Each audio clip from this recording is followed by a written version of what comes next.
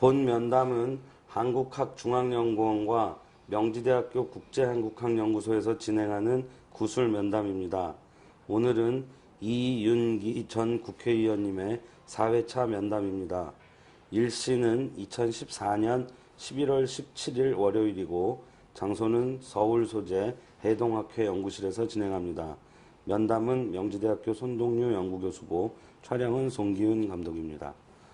박사님 안녕하세요. 네, 반갑습니다. 반갑습니다. 네. 네. 지난번까지 해서 현역 정치활동에 대해서 쭉 여쭸었는데요. 네. 성장하시고 할 때에 한 가지 중요한 거를 좀 소홀히 했던 것 같습니다. 네. 김창숙 선생님과의 인연, 또 직접 모셨던 말씀, 이것을 제가 깊이 있게 못 여쭤봤는데요. 네. 김창숙 선생에 대해서 지금 어떻게 회고하고 계신지 쭉 들려주셨으면 고맙겠습니다. 네. 네. 그 심선 선생하고의 관계는 네. 첫째 인연이 같은 고향입니다. 아. 성주라는 같은 고향.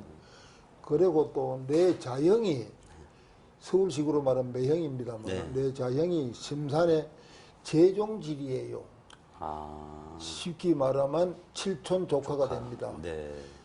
그러니까 심산하고 이제 자연 알게 됐는데 내가 그러니까 초등학교 졸업할 그 무렵부터 심산 선생에 대해서는 이 얘기를 많이 듣고 있었어요. 한 고을에다가 그런 애국지사가 계신다 하는 얘기 들었는데 특히 이제 그 어른에 대해서 알게 된 거는 해방 직후에 외관 경찰서에서 수감되어 있다가 나오셨습니다. 그때 이제 국민들이 모두 환영하고 하던 것을 내 저 기억을 외관이요? 외관입니다. 저 경남에. 그건 왜 그래 되냐면은 예. 전에 그 전역을 사시다가 몸이 많이 그 불편하고 해가지고 그냥 그 치료차 잠깐 그 나오 계셨는데 또 해방될 무렵이 되니까 예비 수금 가는 길을 해서 그래 데리고 와서 형무소까지는 안 가고 외관 경찰서에 수감되어 있는 과정에서 그때 해방이 된 걸로 내가 그렇게 알고 있습니다. 네. 예, 그래 돌아오시게 되니까 자진 성주 군민에서 뭐 환영이 대단하고 그랬죠. 그때 마침 우리 마을에는 이정기 씨라는 분이 계시는데 나한테는 집안 형님이 되시는 분인데 이분이 대단히 유명한 독립운동가예요. 그런데 내가 아까 말한 우리 자형이 심산 선생의 친서를 가지고 우리 마을에 이정기 그 형님한테 전달하러 왔어요.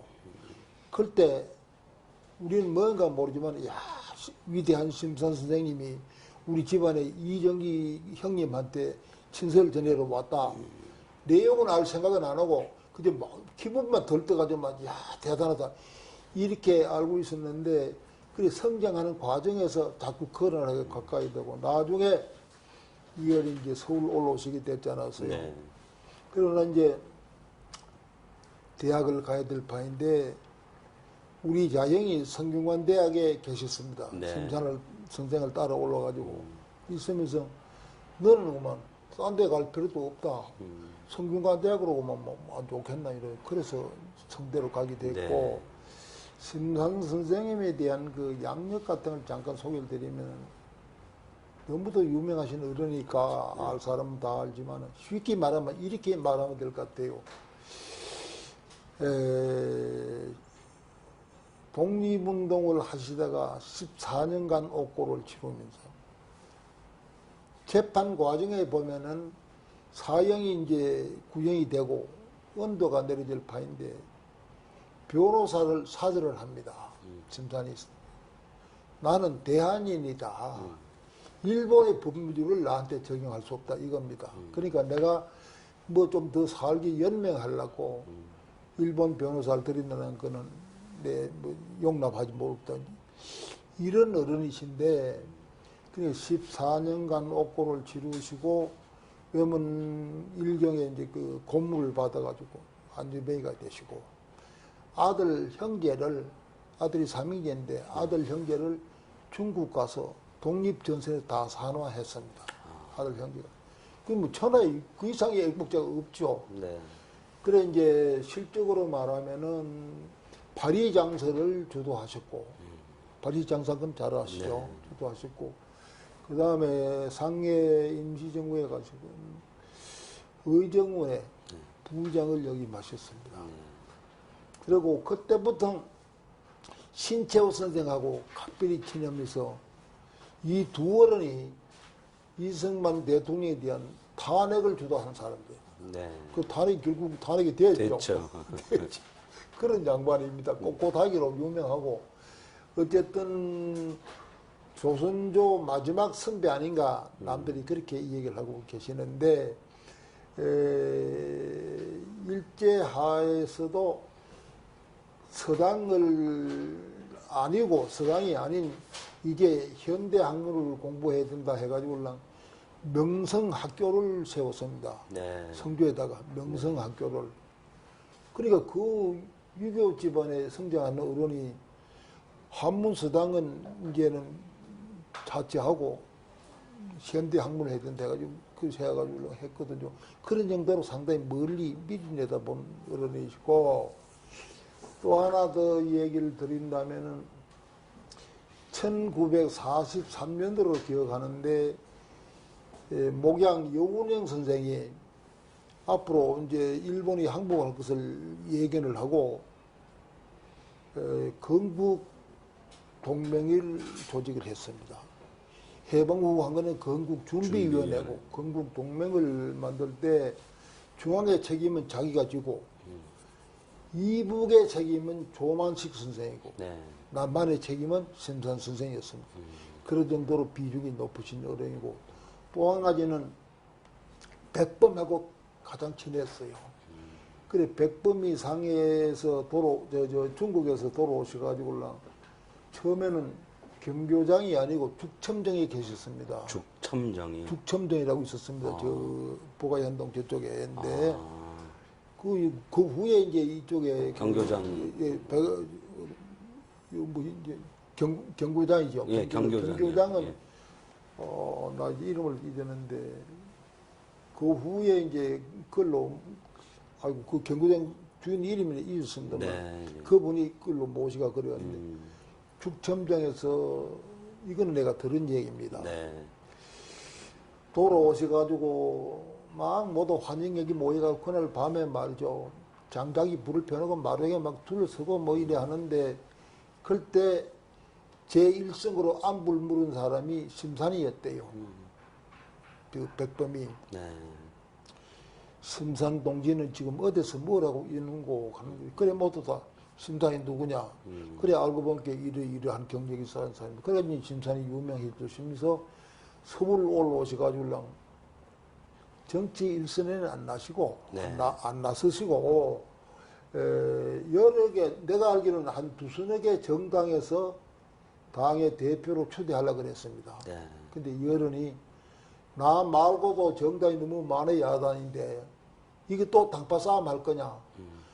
내가 왜 거기 참가 안 하냐. 난 하지 마라. 그래 빼버리고 안 하신 어른입니다.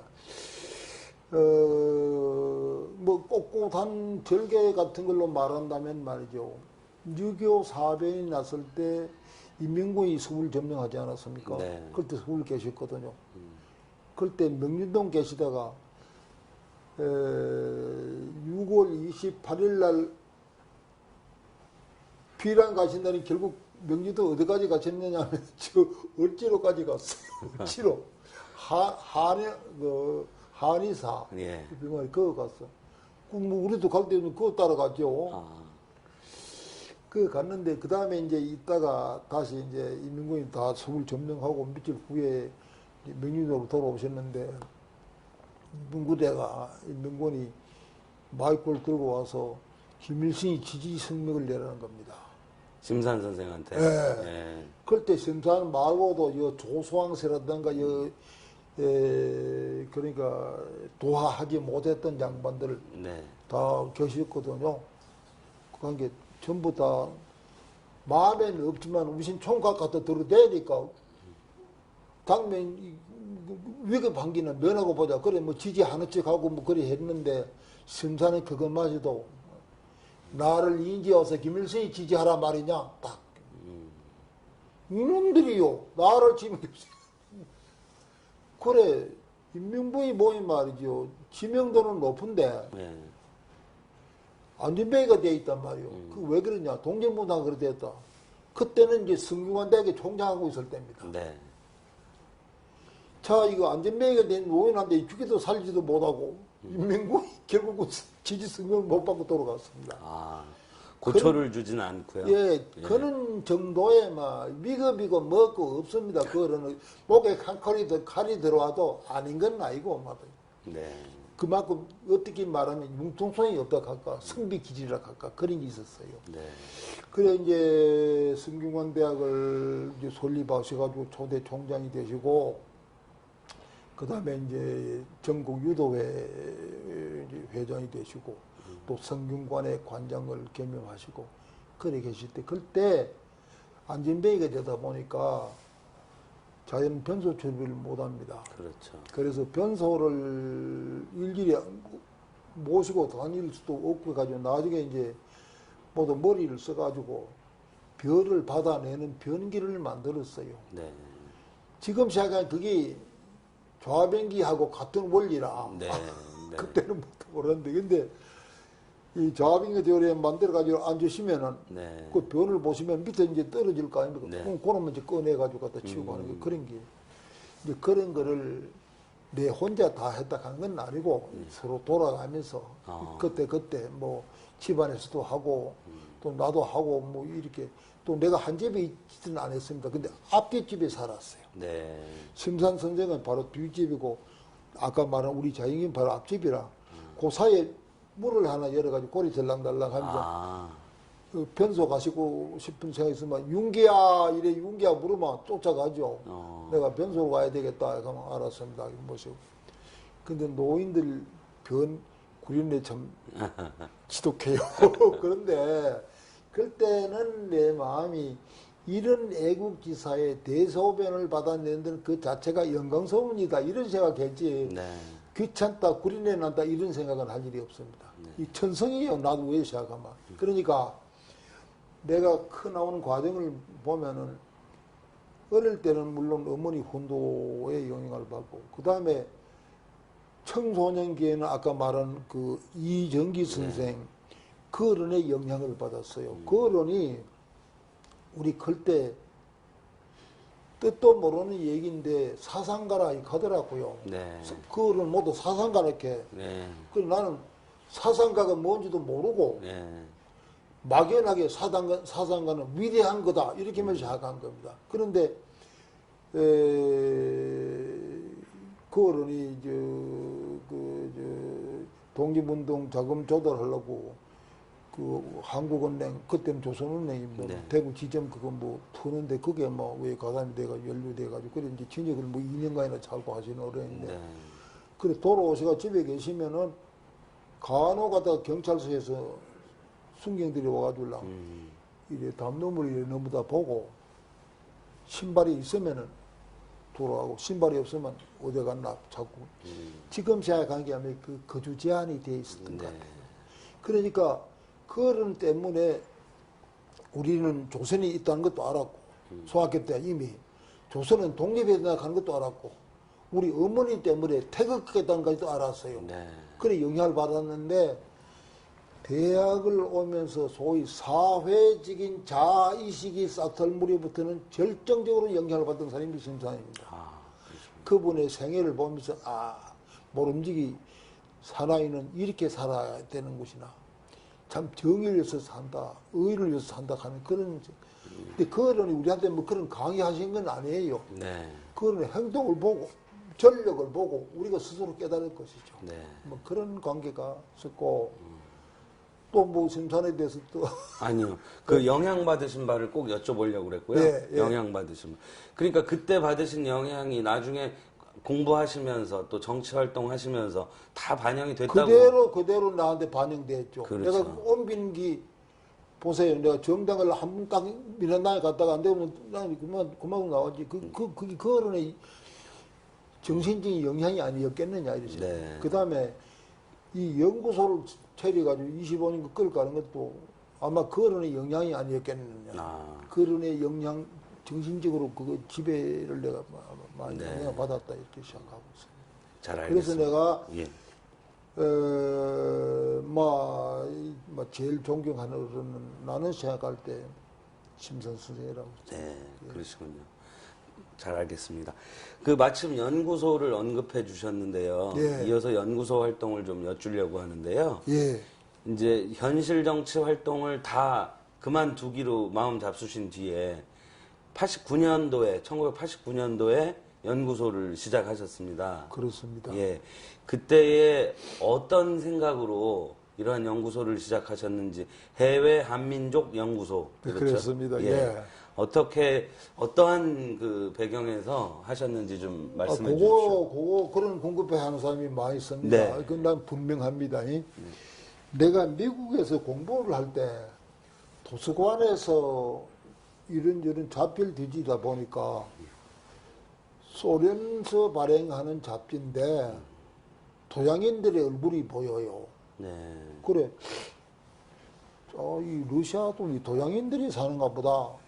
어째서 이 사람이 여기 살게 됐을까? 그럴 때만 해도 네. 이 견문이라 갈 것도 없지요. 그러니까 인류가 이래 여러 군데 막 가끔 산채 산다 하는 것도 예비 지시도 없고 할 텐데 그걸 알고 보니 그게 누구냐 하면은 고려인들이라요. 고려인들이 우즈베키스탄, 카자흐스탄 그때 사는 것이 그게 이제 잡지에 나온 건데 그걸 보고 내가 놀란 겁니다. 야, 어째서 이 고려인들이 여기를 갔게 됐을까? 어째서 여기 가서 살게 됐을까? 살면서 얼마나 고생이 많았을까? 이런 생각을 했는데 그 다음부터는 잊어먹어 봤어요. 관심이 그만 밖에 나가보죠. 그 이제 들어왔잖아요. 그 학교 강의도 하고 그러다가 국회에 가서 외무위원을 하다 보니까 해외 자료를 입수할 경우가 많이 있잖아요. 네. 거기서 비슷한 자료를 보면서 아하 해외에 우리 교포들이 많이 산다 하는 걸 내가 그때서 감지를 제대로 했습니다. 네. 그래서 국회를 그만두고 난 다음부터는 지난번에 잠깐 얘기했지만 이교 씨가 경기대학에 가라고 가는 것을 네. 별로 마음이 없어 안 가겠고 정치는 하기 싫고 한국일보에 논설위원으로 가게 됐던 것도 다 깨져 버렸고 네. 그래 내가 가만히 생각하니까 연구소를 해야 되겠구나. 그런데 그때만 해도 네. 국내 정치 문제라든가 여기에 관계되는 연구소는 많았어요. 관심도 많고. 근데 해외 교포들에 대한 연구소는 없었습니다. 네. 그래 내가 생각하기에 아하 남들이 생각하지 않는 거 여기에다 내가 좀 생각을 하고 나름대로 내 여기도 좀 정신을 좀 쏟아봐야 되겠다. 그래서 연구소를 설립하게 됐죠. 네. 경위는 그래 됐습니다. 네. 그런데 그때가 89년이면요. 89년 6월 1일입니다. 네. 그러면 그때는 이른바 그 동구권 내지는 공산주의권 국가들하고 우리가 빈번한 교류가 없을 때지 않습니까? 전혀 없을 때죠. 그러면은 여느 외국, 예를 들면 미국이라든지 일본에 거주하는 동포들하고는 이 접촉하기가 어려웠을 텐데요. 어떻게 그런 생각을? 이래서입니다. 89년도 6월 1일 날 여기서 연구소를 설립하고 나서 그해 7월인가 언젠가 워싱턴에서 세계 한민족 대표자 대회를 간 게 있었어요. 거길 내가 갔죠. 누가 주관한 건가요? 그거는 일본의 거류민단에서 아, 제1회는 일본에서 했고 네. 2회가 워싱턴에서 했는데 그게 경연으로 열리게 돼 있었습니다. 그래 이제 나도 연구소 설립을 해가지고 이제 소장이니까 내가 참여해야 되겠다고 갔죠. 가서 내가 너무 감동받은 게 있어요. 내 책에도 썼을 겁니다만 네. 한 500명 정도로 기억하는데 많은 사람들이 와가지고 큰 호텔 하나 완전히 막 동점을 해가지고 그래 하는데 그 많은 사람한테 인사할 기회를 다 줄 수는 없고 중국에서 온 교포한테 한 사람한테 인사할 기회를 줬어요. 그 인양반이 나와가지고 인사를 하는데 여러분 안녕하십니까? 저는 중국에서 온 뭐 누구입니다 하고는 고마 말이 몇 개 뿌린 거예요. 울먹이면서 야 나도 막 기분이 이상해도 그러는 게 막 장래가 막 숙연해져 버린 거예요. 말을 잊지 못하니까 박수가 막 들이터지는 거예요. 그게 인사입니다. 그러고 나서 그 사람은 물러가고 러시아에서 온 교포가 하나 있었어요. 네. 그 사람한테 또 인사할 기회를 줬는데 비슷한 장면이 그대로 연출되는 거예요. 또 러시아에서 누군데 가고는 말을 못 얹고 막 운단 말이에요. 그게 모두 숙연해지고 안결 거기서 말이지 나도 참으로 눈물이 나고 막 이런데 그래 돌아와가지고 아하 내 결심하기를 해외 교포가 많이 있는 중에서 중국과 러시아권에 있는 교포들에 대해서 내가 관심을 1차로 가져야 되겠구나. 그래 된 겁니다. 그건 왜 그래 됐냐면은 나도 미국에서 뭐 공부를 하고 했지만 미국에 있는 교포들은 공부하러 갔거나 사업하러 가가지고 그 좋아서 사는 사람들이고 동남아니 구라파를 가서 사는 사람들도 자기 선택에 의해서 가 사는 사람들이에요. 그렇죠. 그런데 여기에 비해서 중국이나 러시아권에 가서 사는 사람들은 그게 아니 선택의 여지가 없었단 말이에요. 독립운동하러 갔던 사람들 후에 아니면 생활이 어려워서 이주했던 사람 후에들이 어느 날 해방은 됐는데 도로 올라가니 주계 장막, 철의 장벽 가려져 못 돌아줄래. 본의 아니게 공산주의자가 돼서 사는 거예요. 그래서 아하 내가 관심을 일로 가야 되겠구나. 그래서 1차적으로 갖는 것이 8월달, 8월 중순에 중국을 갔습니다. 그때는 수교가 안 됐기 때문에 국내에서 비자를 못 받고 홍콩에 가서 비자를 받고 중국 가기 전에는 또 그때는 안기부에 교육을 받아야 됐어요. 특수 교육을 받고 홍콩 가서 그 자연 또 하룻밤 자고 그 비자를 받아가지고 북경으로 들어갔죠. 그래서 북경서 연결까지 가는 아니라 한국서 연결까지 가는데 사흘 걸려갔습니다. 그럴 거 아닙니까? 연결 아니라 홍콩 하룻밤 잤지. 그렇죠. 북경서 하룻밤 잤지. 그래 갔어요. 지금은 몇 시간이면 가는데요? 지금은 몇 시간이면 가는데 그래 갔는데 뭐 하나하나가 나한테는 그때만 해도 전부 너무 감격적이고 극적이고 이런데 그래 그 북경에서 비행기를 못 타고 기차를 타고 그래 이제 시망에 가가지고 올라 시망에서 비행기를 용기 그것도 그때 비행기로 프로펠러입니다.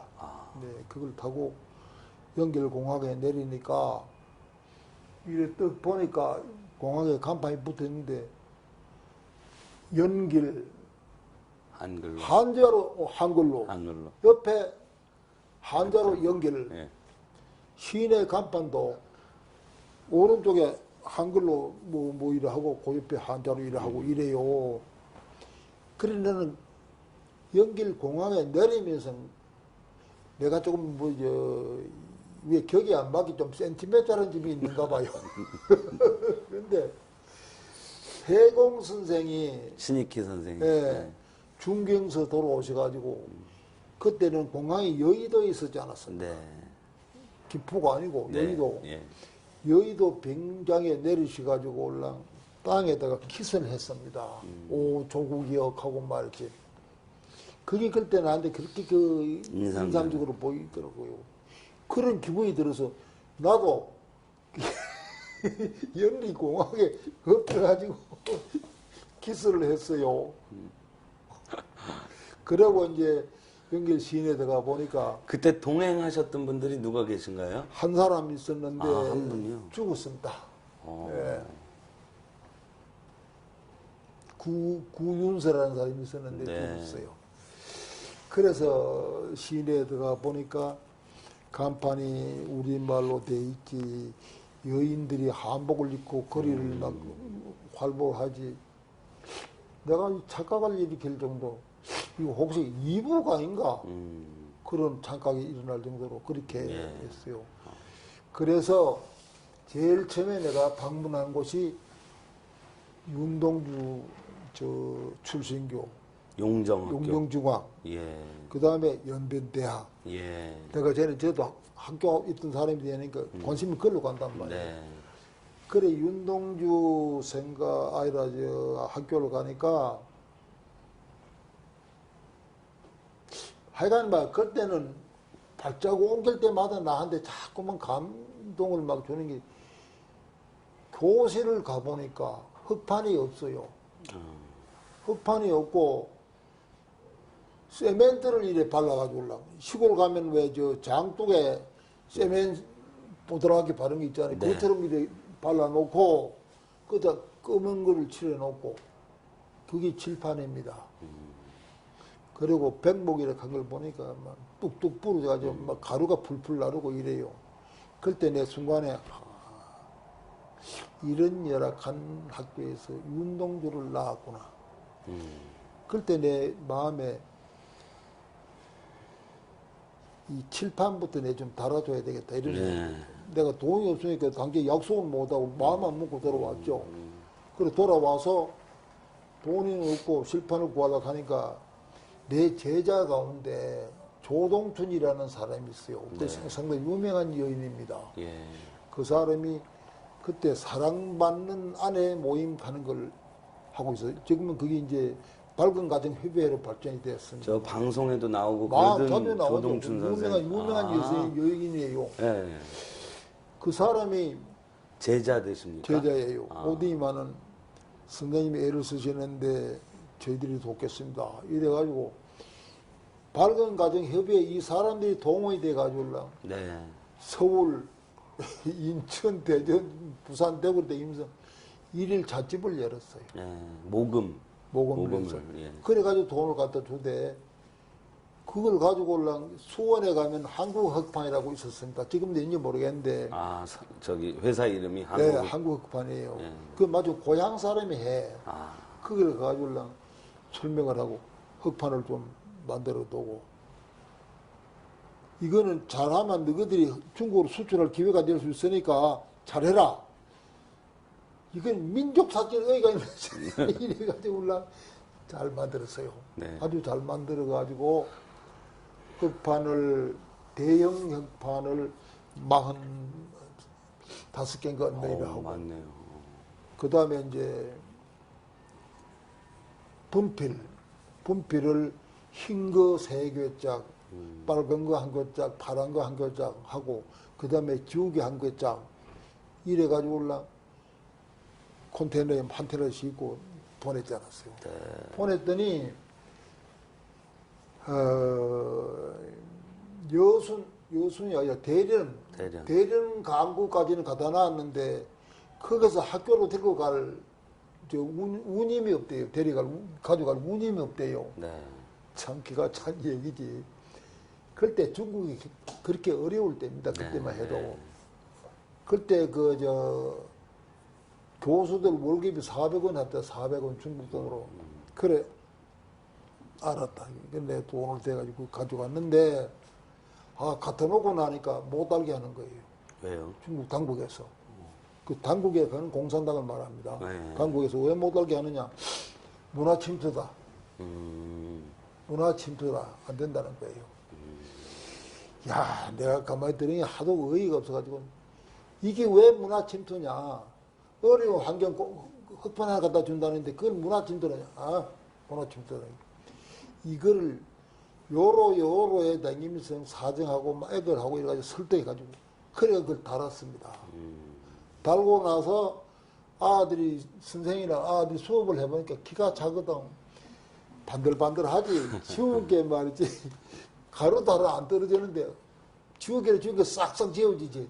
소문이 나가지고, 예. 그 주변에서 용중중학교 흑펄 구경 가자 하고 몰렸어요. 그래가지고, 처음에는 교육위원회에서 못 달게 하던 사람들이 네. 연중 행사표 흑판을 하나 그것도 만들어 줬더니 그건 뺏어가 버렸어. 이건 우리라고 이래가 뺏어가 버리고. 그러고 나서 이제 연변대학을 가서 이제 그걸 보고 예. 그 다음에 그 부분인데 이게 좀 더 그 다음에 예. 8월 15일인가 내가 기해가지고 백두산에를 갔습니다.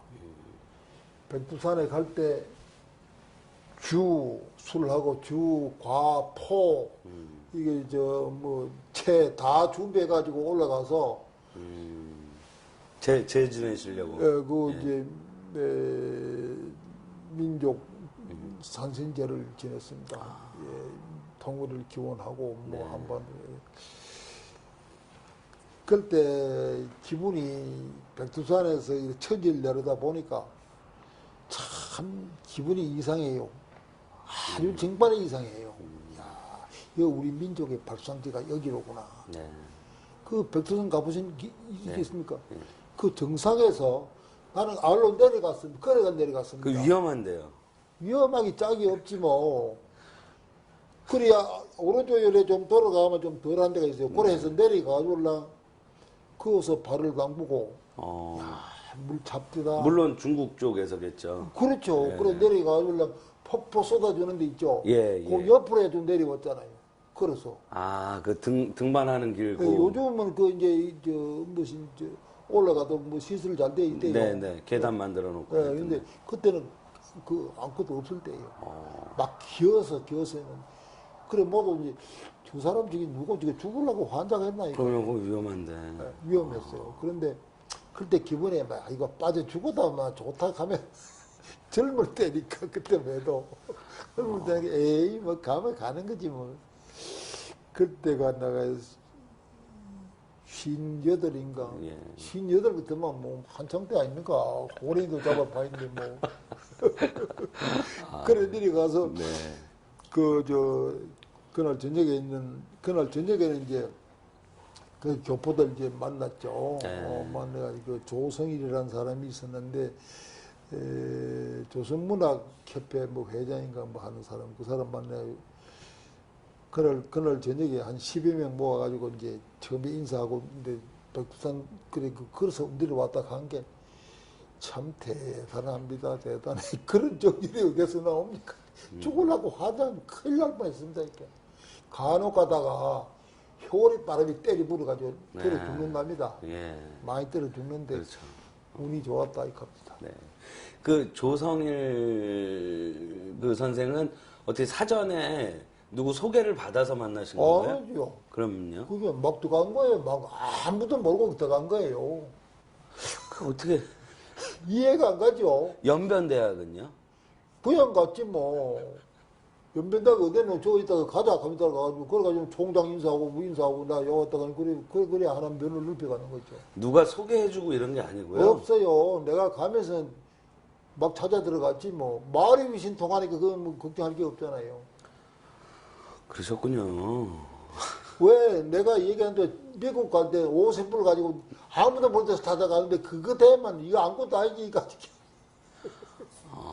가서 그러면 수소문해서 동포사회는 누굴 만나야 될까 해갖고 그 조성일 선생 만나고 조승일 씨 만나고 뭐 여러 사람을 그래 만났죠. 그 하나를 알면은 네.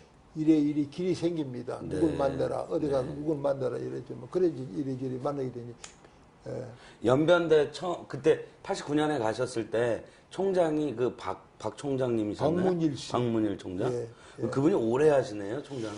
15년 했을걸요. 지금은 아니시죠? 지금은 아니죠. 네. 그분이 그 학교에 대한 공로가 대단히 큰 사람입니다. 네. 왜 그러냐면은 연변대학을 중국 내 100개 대학 내에 들어가도록 한 사람이 그 사람입니다. 100위 안에. 예, 100위 안에. 어. 100위 안에 들어가면은 중앙정부로부터 지원을 받습니다.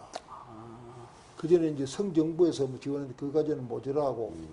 그래 되면 어떤 효과가 있느냐 하면은 연변에 우리 조선족들이 북경이나 천지나 상해 쪽으로 유학 간 아이들이 줄지요. 네. 그걸로 그 몰리게 되죠. 그래서 그때 내가 이런 얘기를 했습니다. 이 연변대학은 한국의 어느 한 대학보다도 민족 사적 의의가 더 크다. 이걸 이거는 우리가 발전을 시켜야 된다. 그래, 100개 대학 내에 들어가는데 나도 힘을 좀 보탰습니다.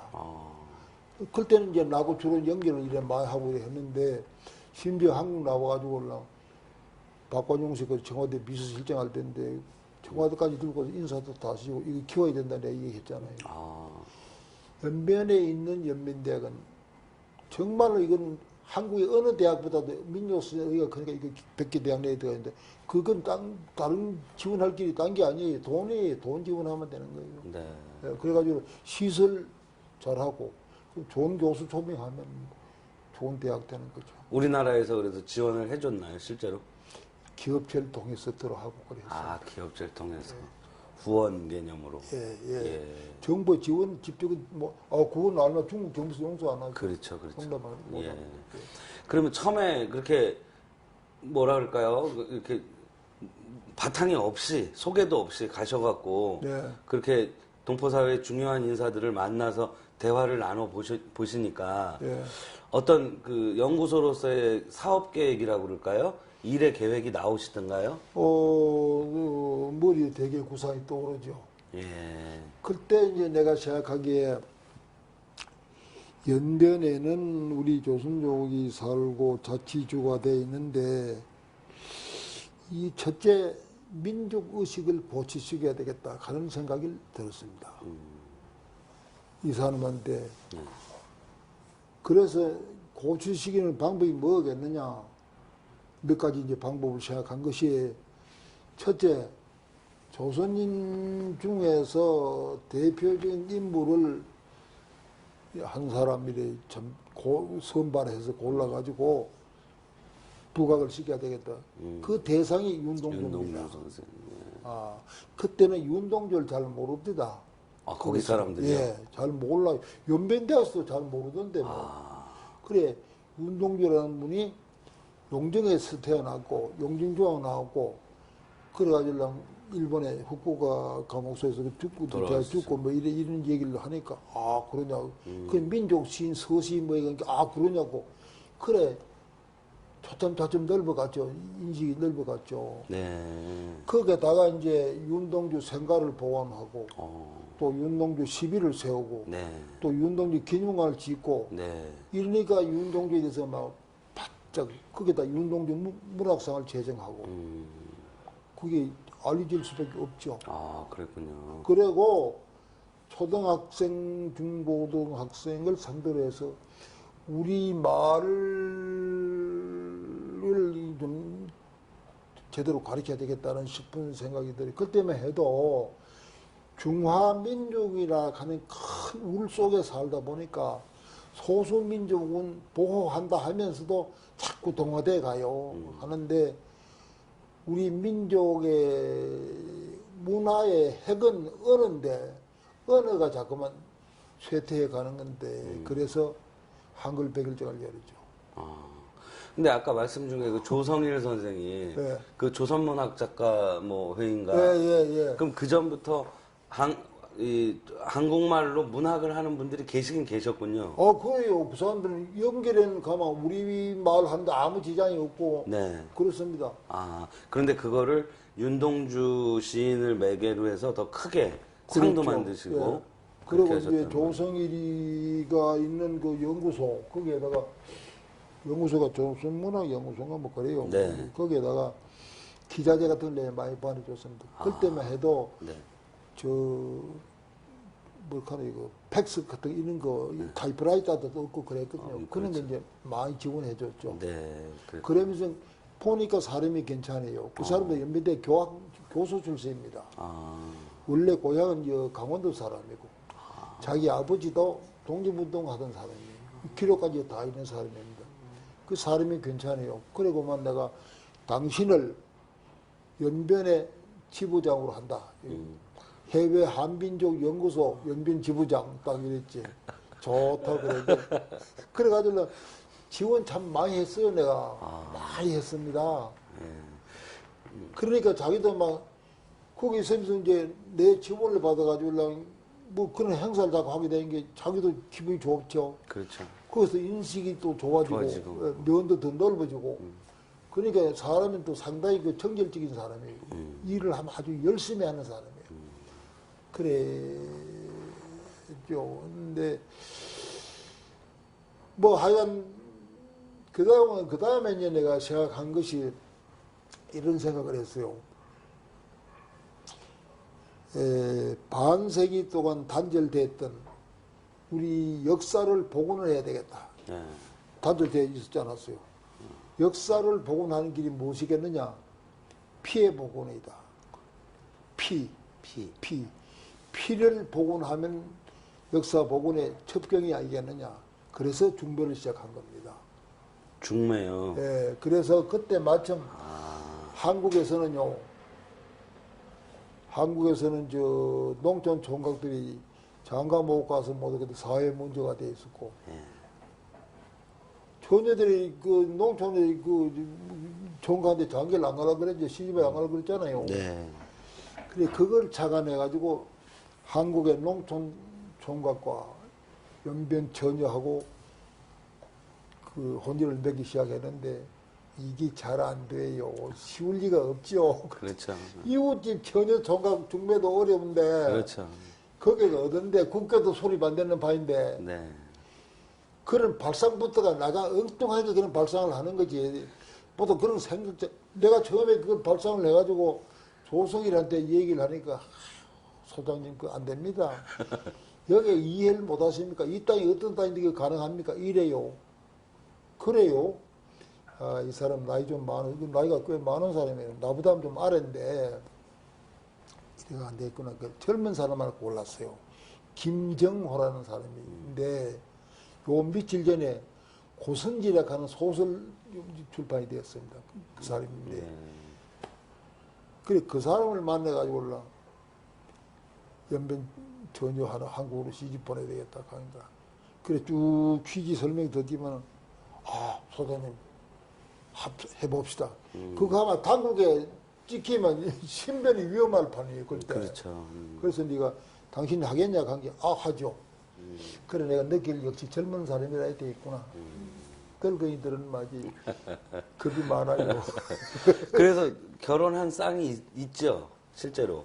그래, 그 결혼했죠. 네. 하는데, 처음에 그게 될 수가 있습니까? 여기 총각하고 전혀하고 펜팔씩 있습니다. 아, 편지 주고받고. 네. 예. 이 하나의 방법으로, 그래, 주소 교환식이 가지고 펜팔식이 노니까 서로 이제 하고 뭐 나중에 사진 교환하고 하지만은 사랑이 싹 트기 시작하대. 그래가지고 총각을 들고 이제 들어갔어요. 손을 보이려고. 들고 들어갔는데, 아유, 호텔에 와가지고 우리가 왔다고 내가 통보를 했는데 사리들 아무 연락이 없어요. 신부집에서. 이런 사람 대접을 이래 하면 되나. 그래 이제 뭐 고있던 날에 언젠가 연락이 왔어요. 신랑을 들고 들어오라 이게요. 그 신랑은 무서운 얘기로 내가 얼굴이 반반한 놈을 내가 골랐고 그건 샘플이라고 내가 생각하고 인물 좋은 사람을. 샘플로 생각하고 그 어떻게 고르셨습니까, 진짜? 농촌 총각을 어떻게 고르셨어요? 여기도 여서도 그럼 모델 했지 뭐 찾았지 뭐 수소문 했더니 아는 분들 통해서. 그 파주에 사는데 내가 그까지 나갔잖아요. 나가지고 농사 짓는 것도 보고 그래 보니 요놈이 맞아 얼굴이 반반하게 생겼어. 요놈 샘플 감으로 좋다 싶더라고. 그래 요놈 들고 들어갔지 뭐 펜팔 씌가지고 서울고등학교 나오는데 그때 영농 후계자로서 아이가 괜찮은 아이예요. 서울고등학교요? 서울고등학교 나왔어요.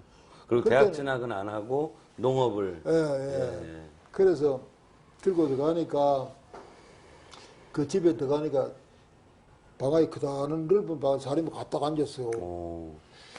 그래 들어가니까 신랑 감들 사람들이 보니까 얼굴이 반반하니까 요건 됐다 싶은데 이놈은 장기 올라지면 따라오는 거 저건 뭐 하는 놈이냐 이게 날 보고 그래서 말은 안 해요. 안 하면 당신은 뭐냐 이기라. 그 내가 무슨 뭐 형도 알고 애비도 알고 그래 갔는데 왜 3일 동안 연락이 없었느냐 하니까 이걸 봐야 되느냐 말아야 되느냐. 저들끼리 의논 하는데 결론이 안 내려져 가지고 그래서 2, 3일 시간이 지냈던 것 같아요. 그래 이제 더 가니까 그러는데, 그래서 이 얘기가 시작되는데, 내가 지금 기억하기에 뭐 여러 시간 걸렸어요. 얼른 거기서 오케이 이게 나오겠습니까? 그래서 그러면 소장님께서 민족사적 의미나 이런 걸 또 다 다 설명하셨어요? 그거 다 했죠. 그 부모들하고 또 다 지인들 했죠. 앞에서. 다 했죠. 예. 아니 내가 이게 참말로 수모를 당했습니다. 예. 당신 말이지 혹시 그 인신매매꾼 아니냐 이건데. 아, 그 저 결혼 중매 브로커 예, 이런 예, 사람들. 예. 한참 이제 이 얘기가 진행되고 나니까 그 어머니가 나한테 네. 물어요. 이건 내가 안 물어볼 수도 없고 참 네. 묻기는 좀 안 되지만 한국에는 그 인신매매가 심하다죠. 이래요. 그건 당신 인신매매꾼 아니냐. 이 말은 집중 못하고 그런 식의 표현하는 기라. 그런 내가 사람 사는 곳에 그래 뭐 그런 경우가 더 많이 있습니다. 한국만의 그게 아니라 내가 세계를 많이 돌아다니 보는데 뭐 미국도 그렇고 블라스도 그렇고 다 그런데 그런 차원에서 가지 마십시오. 내가 나를 설명하기 내가 명세인 내가 미국 유학을 마치고 돌아와서 국회의원을 하는 사람인데 내가 어디 해묵을 지어서 인신매매를 그런 게 해묵고 살겠느냐고 그건 걱정하지 말라. 그러면서 이거는 농촌총회가 뭐 그건 얘기를 안 하고 50년 단절됐던 역사를 복원하기 위해서 피해보고 있는데 이건 이래 하면 이 성실이가 우리 민족의 선구자가 되는 겁니다. 이렇게 하니까 그 어머니가 하는 말이 저 어린 게 선구자가 돼서 뭐 할 거냐고 말이야. 떼어놔야 되니까 마음이 네. 아프시죠. 그렇죠. 그러면 하는 말이 어머니는. 이렇게 해요. 그래 저 어린 걸 한국 보내놓고 나서 그러니까. 예. 물 쓸고 나 쓸고 인심도 다 쓰는데 거기에 혼자 보내놓고 나서 보고 싶은 그 부모 자식 간의 정의를 갖다가 왜 내가 참아내겠습니까? 할 말 없죠. 그 가니까 나도 가슴이 찡해오는데 그렇죠. 그건 뭐 참말로 그건 할 말이 없습니다. 그러나 민족의 선구자가 되려고 하면 말이지 그런 고통을 겪어야 돼. 저 어린 게 이게 민족 선구자가 됩니까? 이제 그런 얘기. 그래가지고는 몇 시간을 껐어요. 끌다가 그런데 그 일이 되려고 말이요. 네. 나이가 나보다 나이가 좀 한두 살 더 위 같은데 네. 용정조합하고 무슨 인연이 있습니까? 이래요. 네. 아니요. 아무 인연이 없고. 그러면 왜 용정조합에 말이지 칠판을 갖다 달아주고 말. 들었나 보네요. 그랬습니까? 그 사람이 그래 물어요. 예. 그래 그건 내가 또 이제 취지 설명을 해주고 했죠. 그러니까 이 사람이 가는 이유가 그때 내 얘기가 자꾸 이제 얘기하다 보자고 생각나는데 네. 이거는 제2 독립운동입니다. 내가 이랬어요. 그래 제2 독립운동이라는 게 뭡니까? 제1의 독립운동은 광복운동이고 제2의 독립운동은 민족사를 이렇게 결합시키는 게 제2운동입니다. 그러니까 그 노인이 용정중학교 동창회 회장이 됐대요. 그게 인연이라는 게 묘하죠. 그래서 들어서 알고 계셨군요. 네, 그래서 그거 칠판 갖다 준 걸 알고 이거는 순수한 민족사전 의미에서 내가 이렇게 하려고 한 건데 그래 이 양반이 내 얘기를 듣더니만은 남북한이 말이 민년도 오고 뭐한데 중국과 한국과 아직 국교도 네. 정상화 안 되는데 어느 날 또 문이 닫혀가지고 올라 갇혀서 아이도 못하고 우리도 못 나가면 왜입니까? 이게 그럴 일은 없습니다. 앞으로는 세계사의 변화라는 게 그래 안 됩니다. 이제 이걸 쭉 설명하고 나니까 그분이 자기 실토를 하는데 사실은 내가 용정중학교 동창회장인데 이 선생이 한 글 봤다 이기라. 그러면서 주변에 있는 사람들 보고 하는 말이 이 선생을 믿자. 그 사람은 이란 갑니다. 리 선생입니다. 네, 그렇죠. 리 선생을 우리가 믿자. 그 혼인을 성립시키라. 그분은 그 당사자, 혼인 당사자한테는 뭐가 된? 7촌이래 7촌. 일가 어른이군요. 그렇게 희한하죠. 그래가지고 성사시키라 이래. 그래 내가 대번에 기념 촬영하도록 사진 기사를 좀 부르시오. 그 말 나왔을 때 네, 사진 바로, 찍어놓은. 바로 그 기사를 불렀어요. 그 기사분이 기념 촬영한다 하는데 그때 내가 밑에 사진 밑에다가 약혼 기념일 글자를 집어넣어라 이래 버렸지 뭐. 그냥 약혼이 됐네요. 예. 그게 약혼 기념일. 그래서 실제 결혼이 이루어진 거죠, 혼인이. 이루어졌죠. 줄에 보시고요. 그 와서 이렇게 결혼하는데 내가 결혼을 봐야죠. 아, 어떻게 지금 잘 삽니까? 잘 살아요. 아, 오나요? 예. 아, 그랬군요. 인연이라는 게 묘야죠. 예. 그게 내가 자꾸 내 얘기하기 좀 쑥스럽지만은 나같이 엉뚱한 발상 안 사는 마음이 막 그런 짓을 못 합니다. 네. 그러고 나니까 모두 참 희한한 일이다. 그 후에 조선일보에서 상당히 큰 기사가 흘렀습니다. 그 결혼 관련해서. 예, 사진까지 다 나오고 말이지. 더는 안 하셨나요? 그 중매. 그러고 나니까 여기저기서 막 전화가 오는데. 연구소로요? 예. 네. 아, 그러고 나니 KBS 나와서 아침마당인지 뭐니까 이 얘기를 하라 그래. 예. 그거 나도 이 얘기를 했죠. 하니까 이걸 본 사람들이 농촌 총각이 아버지 어머니가 막 전화를 해가지고 그리 신청하면 혼인되는 겁니까? 그럼 내가 이 카드는 이름 연구소가 이 국제 결혼소가 되거든. 그래서 내가 노모아 나는 더 이상 상징적으로 한 쌍만. 상징적으로 이런 길이 있다 하는 건 보여주면 되지. 그 내가 맨날 그거 매달릴 수는 없는 거 아니야. 그 다음에 또 하나 이건 반대 현상은 네. 그거는 이제 처녀가 여기로 왔죠. 네. 이번 여기서 처녀가 저리로 가는 경우가 하나 있습니다.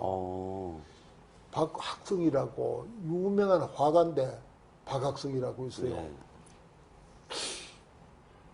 이거 연구소 찾아왔어요. 그래 인사를 하는데 보니까 흑룡강성 출신인데 북경에서 살고 있고 북경에서 알아주는 화가예요. 네.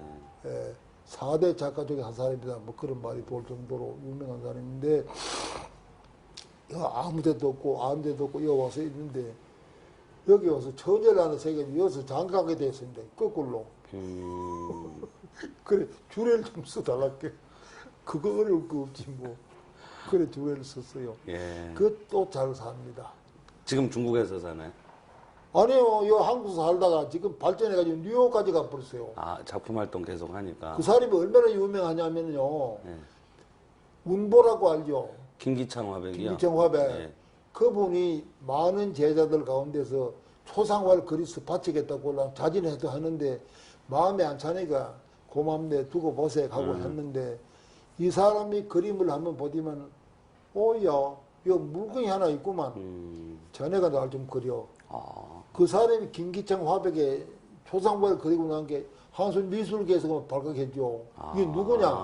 알고 보면 중에 교포다. 그러니까 이게 어디까지 발전되는 거 아니? 용산의 백범 선생 기념관에 네.